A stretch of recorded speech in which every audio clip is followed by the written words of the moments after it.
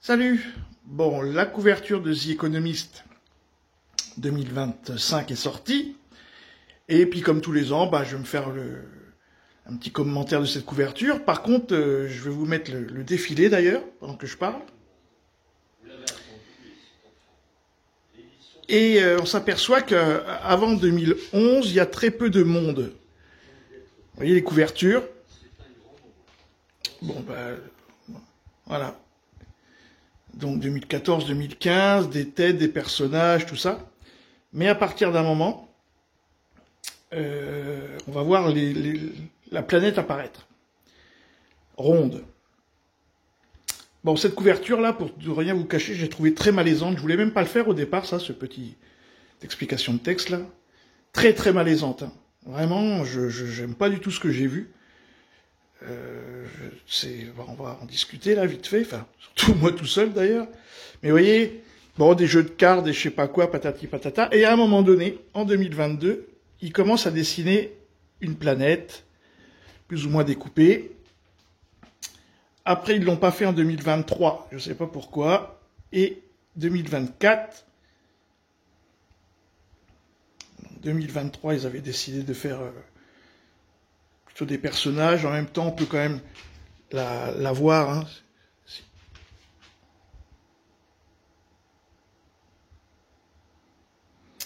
Et j'ai trouvé que 2025 ressemblait étrangement à 2024.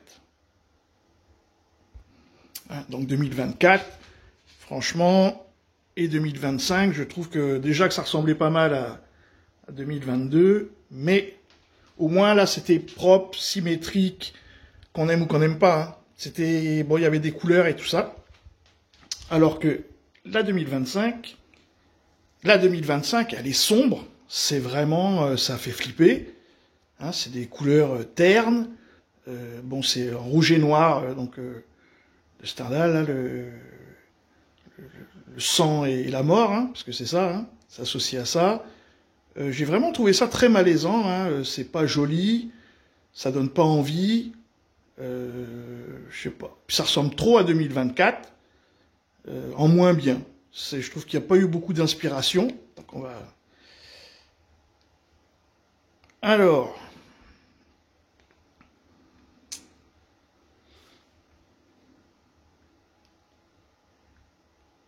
Bon.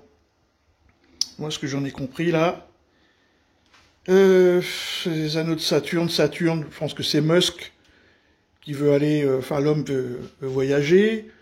Bon, après ça, je sais pas trop ce que c'est, j'ai pas bien compris. Il y en a plein partout. Bon, des murs, des chutes, des montées.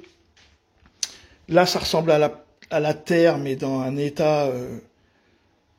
C'est la mort, hein. Ça ressemble à la mort, hein. Donc la chute du Yen. Bah, moi, je dis ça, j'en sais rien. Je vois ça comme ça. Là, pareil, la planète représentée, mais je sais même pas s'il n'y a pas une figure à l'intérieur de ce dessin. C'est très très malaisant, pareil. Bon, le sigle nucléaire. Là, ça ressemble quand même à l'œil du dragon, hein, l'œil qui voit tout, sur le billet de 1 dollar. Donc l'œil de la pyramide. Bon, toujours les mêmes personnages, Xi Jinping, Van der Leyen.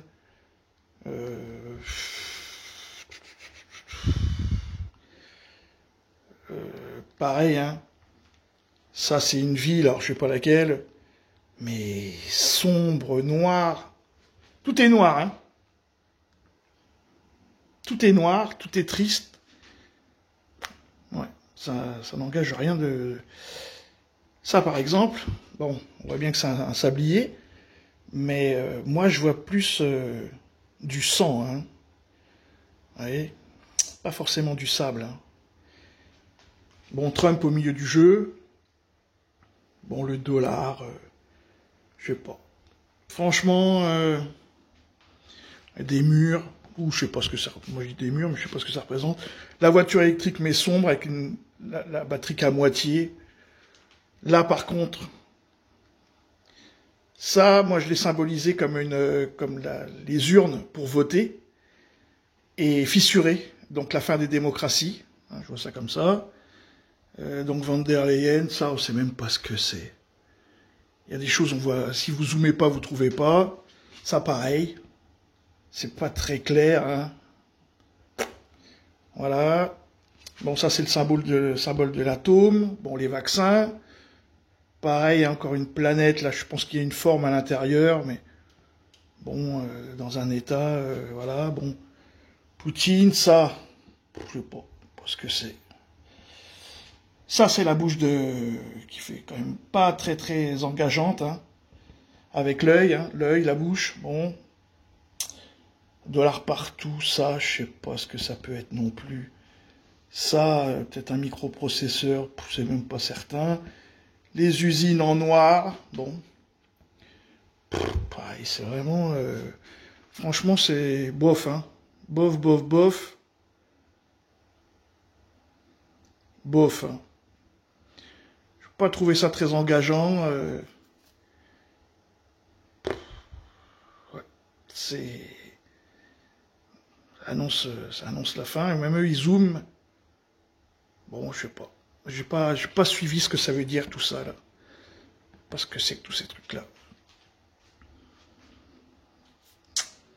Franchement, c'est une des plus moches couvertures qu'ils aient faites. Enfin, pour moi, hein. Vraiment, y a rien de...